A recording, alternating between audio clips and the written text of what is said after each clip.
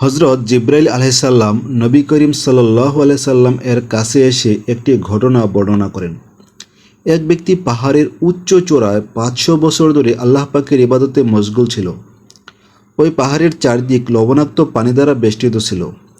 আল্লাহ তাআলা তার জন্য পাহাড়ের অভ্যন্তরে সুপেয় পানির ঝর্ণা এবং একটি আনার গাছের সৃষ্টি করেন। প্রতিদিন সেই ব্যক্তি আনার ফল খেত এবং পানি পান করত, আর পানি দিয়ে অজু করত। সে ব্যক্তি আল্লাহ তাআলার কাছে এই দোয়া করল, হে আল্লাহ, আমার দেহ থেকে রূহ যেন সেজদারত অবস্থায় কবজ করার ব্যবস্থা করা হয়। আল্লাহ তাআলা তার এই দোয়া কবুল করেন। হজরত জিব্রাইল আলাইহিস সালাম বলেন, আমি আসমানে আসা যাওয়ার সময় তাকে সেজদারত অবস্থায় দেখতাম। কিয়ামতের দিন আল্লাহ তাআলা তার সম্পর্কে বলবেন, আমার এই বান্দাকে আমার রহমতের জান্নাতে প্রবেশ করাও। ওই ব্যক্তি বলবে, না, বরং আমার আমলের বরকতে। তখন নির্দেশ আসবে, আমার নিয়ামতের বিপরীতে তার করা আমলগুলো পরিমাপ করো। পরিমাপ করে দেখা যাবে 500 বছরের ইবাদত খতম হয়ে গেছে একটি চোখের নিয়ামতের বিনিময়ে। তখন আল্লাহ পাক নির্দেশ দিবেন, আমার বান্দাকে জাহান্নামে নিয়ে যাও। ফেরেশতারা তখন তাকে নিয়ে রওনা হবে। কিছু দূর যাওয়ার পর ওই ব্যক্তি আরজ করবে, হে আল্লাহ, আমাকে তোমার রহমতে জান্নাতে প্রবেশ করাও। তখন নির্দেশ আসবে, তাকে নিয়ে ফেরত আসো।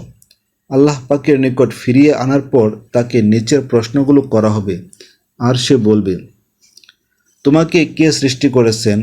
আল্লাহ, আপনি। এই কাজটা তোমার আমল না আমার রহমতের বরকতে হয়েছে?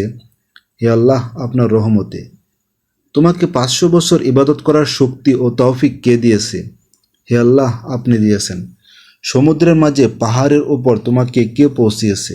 লবণাক্ত পানির মাঝে সুপেয় পানির ব্যবস্থা কে করেছে? আনার গাছ কে সৃষ্টি করেছে? তোমার দরখাস্ত মোতাবেক সেজদার মাঝে কে তোমার রূহ কবজ করার ব্যবস্থা করেছে? হে পরওয়ারদিগার, আপনি। তখন ইরশাদ হবে, এই সব কিছু আমার রহমতে হয়েছে এবং আমার রহমতেই তোমাকে জান্নাতে দাখিল করছে। সুপ্রিয় দর্শক, আমরা এ থেকে বুঝতে পারি যে আল্লাহ তাআলার অসংখ্য রহমতের মাধ্যমেই আমাদেরকে জান্নাতে প্রবেশ করতে হবে।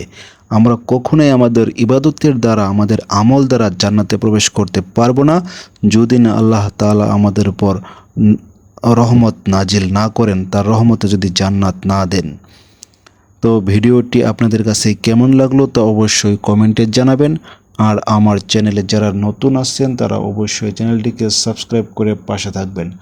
আর যদি ফেসবুক থেকে দেখে থাকেন অবশ্যই পেজটিতে ফলো দিয়ে পাশে থাকবেন। আসসালামু আলাইকুম ওয়া রাহমাতুল্লাহি ওয়া বারাকাতুহু।